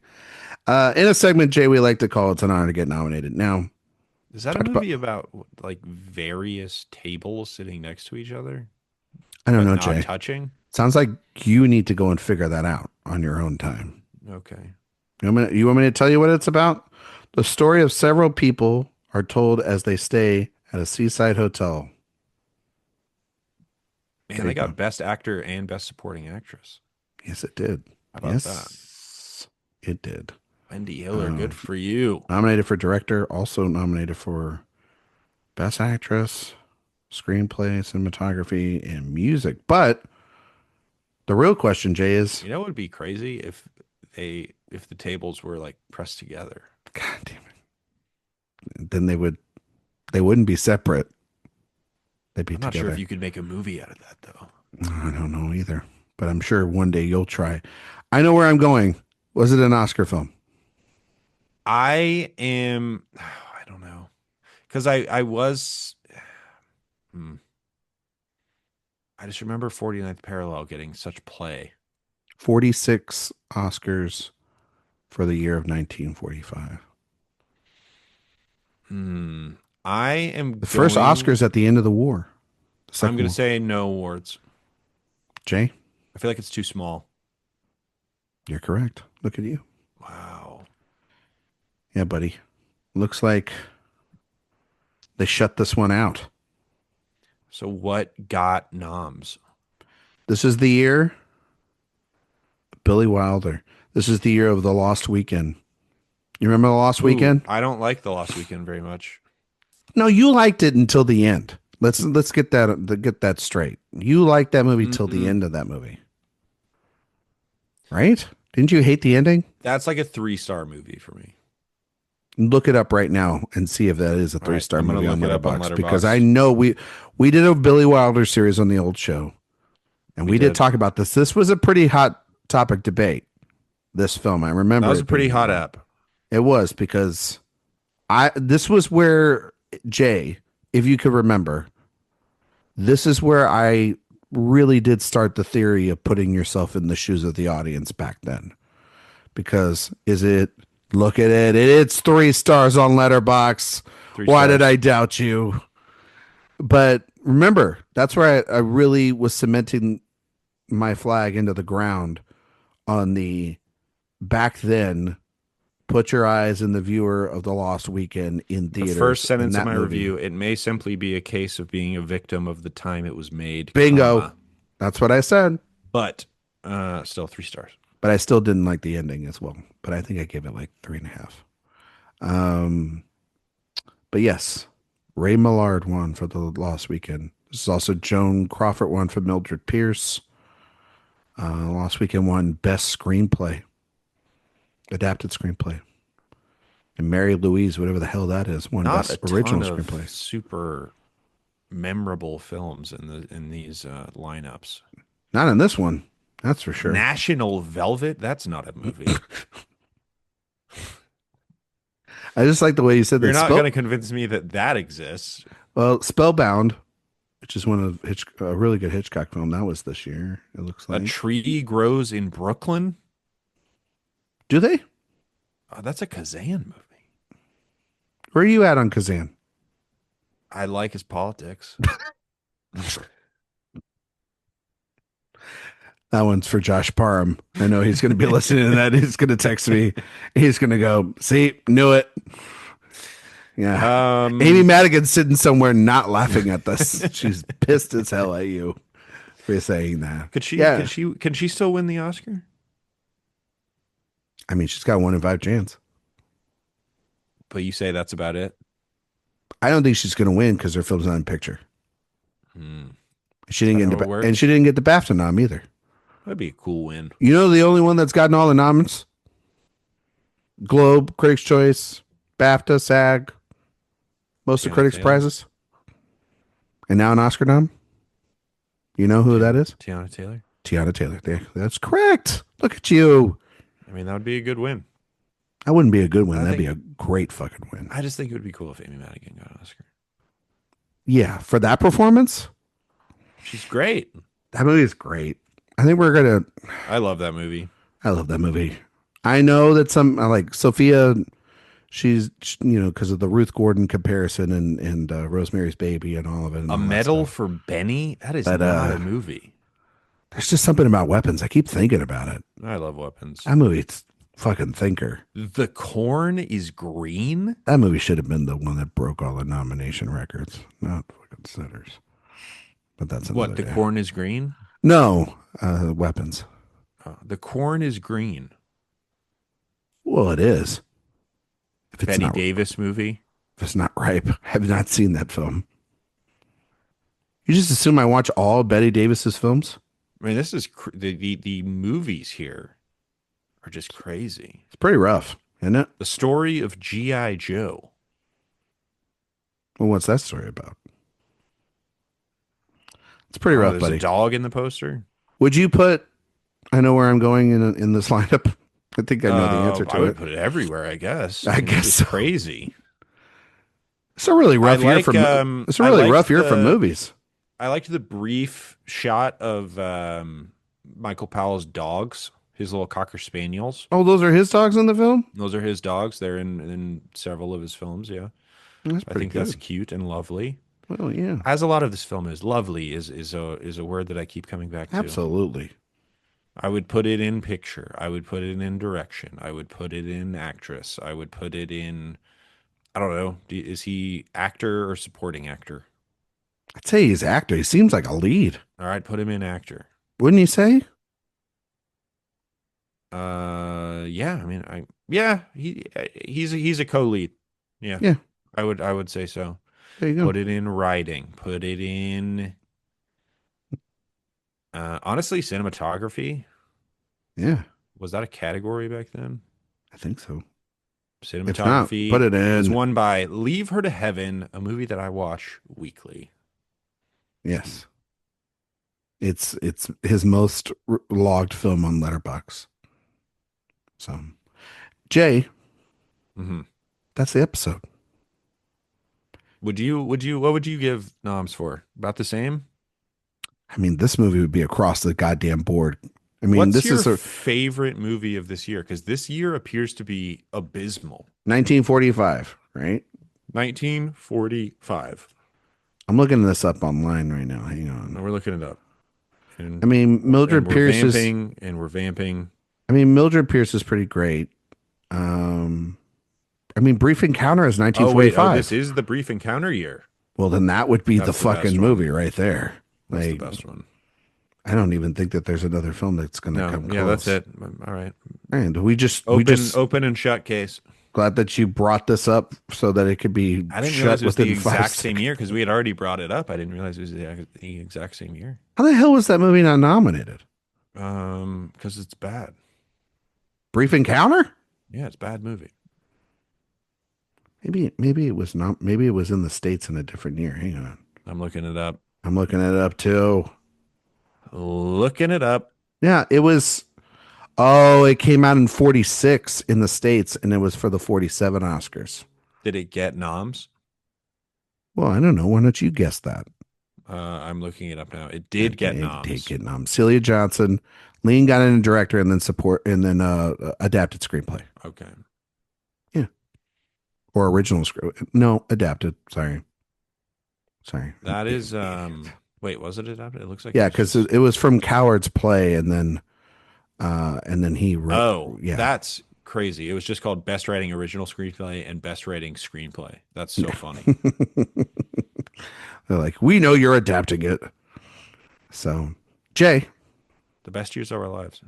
Lost you. that It's a good film. that's a great film. That's it. That's this week's episode. There it is. Can you tell everybody where they can find you and all your work on the internet, buddy, and your recommendation of the week? Yeah, find me. I've been writing more, which is fun.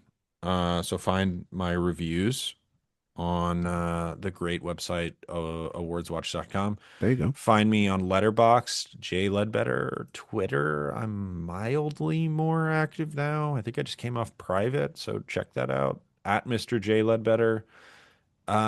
Weekly recommendation. Haven't really been watching any good movies. Been sort of watching TV shows that I've already been watching, like The Pit and Shrinking.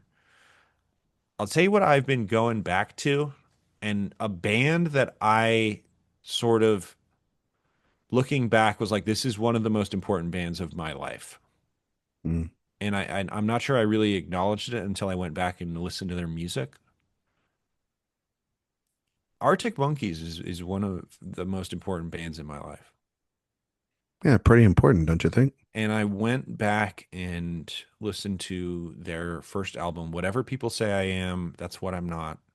I still think it's their best album.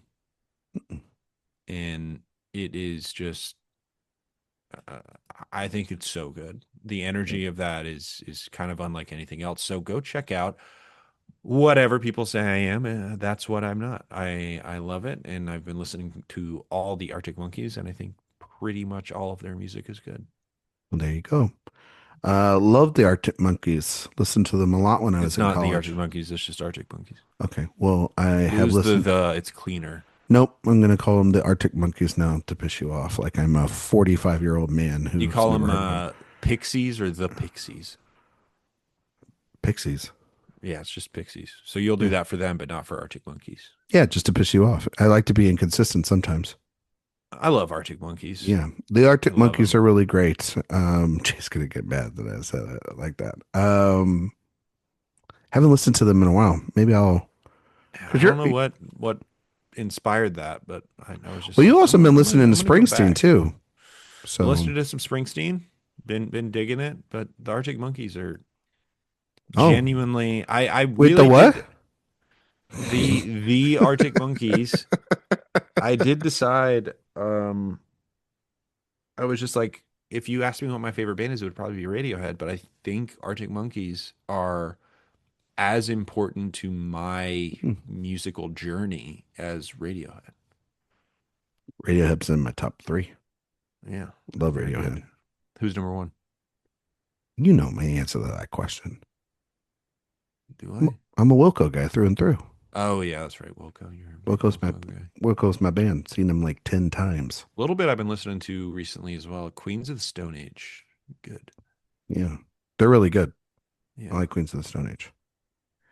Just like I like the Arctic Monkeys as well. The The Arctic Monkeys. Yeah, there's nobody else. It's like when the You got to make sure Ohio, that you're talking about those Arctic Monkeys. yeah, not the other ones. You know, Mhm. it's like when Ohio State says the Ohio State. Like you don't know that somebody went to Ohio State. Like there's another one out there, some random. Did you know that Miami of Ohio is now demanding that people call them Miami University? You know what I'd say to that? Shut up. Because I mean, Miami, Florida is the University of Miami. So They're they're the U. technically different. There's Miami University and University of Miami, So they but want to be. it's So wait, always going to be Miami of Ohio. Yeah, that's Miami, Ohio. The University of Miami, I think it Because was. they're, for the first time in a while, relevant because their basketball team is the only undefeated team in the country. Is that true? Yeah.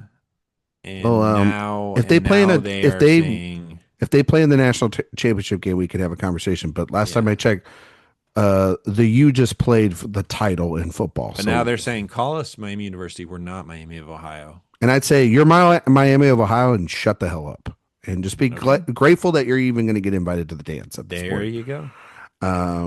You can find me on Twitter, Instagram, Letterboxd, Blue Sky at Ryan McQuade 77. Nobody associate. God, now you just made me angry. Like, you're Miami of Ohio. Deal with it. Like, just embrace who you are. Be happy that you're having an undefeated season. My God. Uh, Twitter, Instagram, Letterboxd, Blue Sky, Ryan McQuade 77. While you're over the website, please sign up for newsletters. Best place to get all reviews, interviews, podcasts, left and right. Just like the podcast that we released on Monday, which is the main show. And you can find all my work also at awardswatch.com. My recommendation of the week, I'm just going to make it a pretty blanket statement. We lost another legend recently, Jay, and I I think you know mean, where I'm going with this. pick one. There's been a lot. You talking Bobby D? I'm talking Duvall. I think Duvall was probably the big one of everyone that we lost. I mean, we've been on a stretch right now of losing a lot of people, but Duvall feels like, again, like when we lost Hackman and Redford and Keaton, these actors, man, that just they were in things, and when they were in things, they were the best things in those films, and they could be in something for a scene, or they can be in something for the entirety of the film. I mean, when you talk about the great film stretch of Francis Ford Coppola, Duvall's in all four of Bobby them. D is there. Yeah. When you talk about the greatness of the ensemble of one of the great films of the 1970s in Network, Bobby D is there. When you talk about maybe the greatest television miniseries of all time in Lonesome Dove, he's there. When you just talk about monumental performances like in The Apostle or Open Range or Tender Mercies, he's he was incredible, man. And I remember him in things He's like very good in Days of Thunder. we talked about Days of Thunder with him, and he's I think very he's good very in good in Secondhand Lions. Secondhand Lions, which is like a movie I think maybe most of us in our generation remember seeing Hmm. in the first time. I mean, if you ever saw To Kill a Mockingbird, he's Boo Radley in that film. Um, I think he's great in like recent films, like when he was in Widows and he had those scenes with Colin Farrell, and I think he's particularly pretty great in those movies, playing this just sort of monster. I think he's great as sort of the negotiator with Denzel and John Q, a Oh pretty yeah, like John you Q. know That's right. I think he was also really great in a movie like The Natural. Um, and uh, and so yeah, he was one of the best. He was in a film called Network. He's yeah, see once again not listening because I already said that. Um, I think it's a good film. I read somewhere it was very funny, Jay, that like someone said that Duvall was so uh revolutionary and fantastic in Tender Mercies I love that we can't that go an episode without me ignoring something that you said. it's a great bit. Uh, But what they said was it's like he's so great in Tender Mercies that Hollywood decided like 30 years later to remake it and give that actor the Oscar for playing literally the same part in Jeff Bridges in Crazy Heart. And guess what? Duvall's in Crazy Heart as well. So Robert Duvall saw this great video of Macquarie and Cruz talking about Jack Reacher because he's in like two scenes in Jack Reacher. And they were like, "We'll never in our wildest dreams get Duvall to do this." all right, And let's go. he said, "Absolutely, got to do it." You know, Prediction right now. Who's going to be the last at the Oscars in memoriam? Redford. That was my instinct as well. I think Redford has to be. It's like that's the giant we I think lost. there's a chance it's Reiner Ooh, Reiner's a good one too. because he had obviously a very tragic death. He did. Hackman is up there as well. Keaton's there. Duvall. Like we've lost some big hitters. Did they do Lynch last year? They did. Yeah. Okay. Because he died in January, right? Sadly, I think it's I think I it's do Redford think Redford, and because if it's not Redford, I think it's Reiner. I think that's probably right. I think it's. I think it might kick off with uh, like Hackman or Keaton. You know, they usually like to do a big name at the top and then a big name at the end. You know, It's like um, how they start with supporting actress. something like that. You know, They're like we gotta hook you. it's getting to the point where like the in memoriams are becoming their own thing. But I Well, mean, the like, the thing is, everybody's like, so many people are dying now. I'm like, that's because there's more famous people now than there used to be. well, I mean, that's not true, Jay. I mean, a lot of That these. is true. Well, I think a lot of the people a lot of people that are passing away. I mean, it's that generation. You know, it's those people in the 70s and What it was 60s that that John pioneered. Wayne is that he would make 15 movies a year, and he was like one of 6 movie stars. Yeah, but the 70s, Well, that's what I'm saying. Now it's yeah. catching up. Yeah, it's I mean, Now it's catching up. we had a good while where like big gigantic movie stars I didn't think were And I'm not like saying it's important not sad. figures. It is No, sad. it's no, I know what you're There's a saying. lot No, of no, but a lot of these guys lived, full lives. they did, Robert but Duvall was an old man. I don't know, it feels like somebody like Redford, even like Keaton. Like Keaton was only in her 70s. She was still making movies and Yeah. Duvall Like was old. 95, He was man. 95. Like That is old. that's a life. That's a full life. And same with, you know, but it's then, you know, Reiner is a tragedy. I would say even the way that the Hackman left us is a tragedy as well too. It's That terrifying. he was very old, but the circumstances of that were, Absolutely terrifying. I mean, I had yeah. that conversation with my wife the other night. It was like, could you imagine if the person that you love the most that was taking care of you passed away and you were left, you know, just you know, in that condition?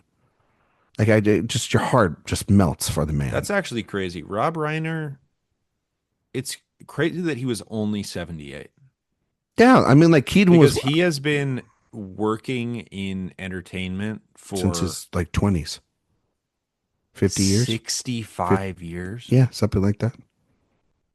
It's insane. Obviously, he had a leg up, Well, yeah, but but you still also very talented guy. you have to be Extremely talented in talented order to guy. make that leg up count. You know Yeah. what I mean? Well, I'm trying to think of Gracie Abrams. Not always. Get us in trouble with Paul. You need to stop. Um, where are you at with those Beatles movies? Oh my God, you fucking asked for it. You really did. I'm kind of excited for that Paul McCartney documentary, The one from Morgan Neville. that Amazon one. Yeah. It's got your guy Morgan Neville doing it. I love Morgan Neville. He makes good docs. They're not great. He makes good ones. I Um, am going to guess that those Beatles movies are going to be bad. do you think? Here's the real question, Mr. Box Office tonight. Before we get out of here, do you think they will make money? Are they going to actually do the thing that they're saying they're going to do? That is a good question. I don't know. Let's say that they are Where, to be clear, they're saying they're going to release them one a week. back to back weeks. I think so. That is moronic. Yeah, I You got to agree. separate them by like 3 months. Not even 2 that. months. 2 months, because that's at least 60 days. That's a 45 day Yeah. window, right? 2 months. Okay. I don't know how much they cost. I assume they'll cost a pretty penny. Probably costs a pretty penny just for the musical rights, right? The question is, I can see some of them making money and others not. how much do people Care? this is No, blasphemous. don't do this. You think people don't care about the Beatles? How much did the Springsteen movie make? That's not even the same category. $0. Sure. I think it made $0. But nobody wants to watch. Nobody probably wanted to watch, unless you're a Springsteen fan, him making Nebraska. That was an interesting take. Yeah. I mean, it was an interesting avenue to go, but I'd say a complete It's not unknowns, surprising maybe. that Scott Cooper was like, what's the What's the sort boring? of slowest, least popular? I think Nebraska is a great album, by the I way. think a no, it is a really great album. But like I think a complete unknown maybe is the right venue for that, right? Yeah, I mean that's probably true. Honestly, I'm surprised that that movie made as much because I would say that Well, that's just Bob Chalamet. Dylan is not as Chalamet. yeah. He's a machine now, buddy. So how much? How Let's much say of this? the first movie is the Paul McCartney movie, Okay. hypothetically, Say that makes like 250. domestic or worldwide. I don't know, worldwide. Let's go worldwide. Probably it's gonna make like 300, I think they're happy with 250 or 300 right? for sure. And then let's say like the Ringo movie sucks. The Ringo movie makes 2.5 Half million. that. But then and like the Harrison one kind of makes the but Lennon comes back and it makes a ton of money. Are you happy with him just breaking even? Is even good for this experiment If I'm who? if I'm the The studios? studio? No. If I'm If I'm making the Beatles movies, I need those to make money. okay, what if they're moderate success as a piece? I don't think they're going to be making billions of dollars You here. wipe your hands clean and you say great job as long as they're good. Yeah. If you make a See, small my problem profit, is they need to be good. I don't know if it's like a story that flows all the way through. If one film's just focused on a Beatle and we'll go through different points from their perspective. Is it just the 7 years where they're the Beatles? Are we getting a little bit of their life after it? Like, Well, what here's the is cool it? thing about Sam Mendes. He's never made a great movie. That's not true. Sorry. You know, like Road to Sorry. Perdition? I like Road to Perdition. It's a good movie, not a great movie. I think it's a really great I movie. like Skyfall. It's a good movie, not a great Oh, movie. you know where this is where I know. disagree with you I on know. that. You are fucking wrong. It's a very good. I'll put that one in very good. It's a great movie. Skyfall rules. I'm a big Skyfall guy.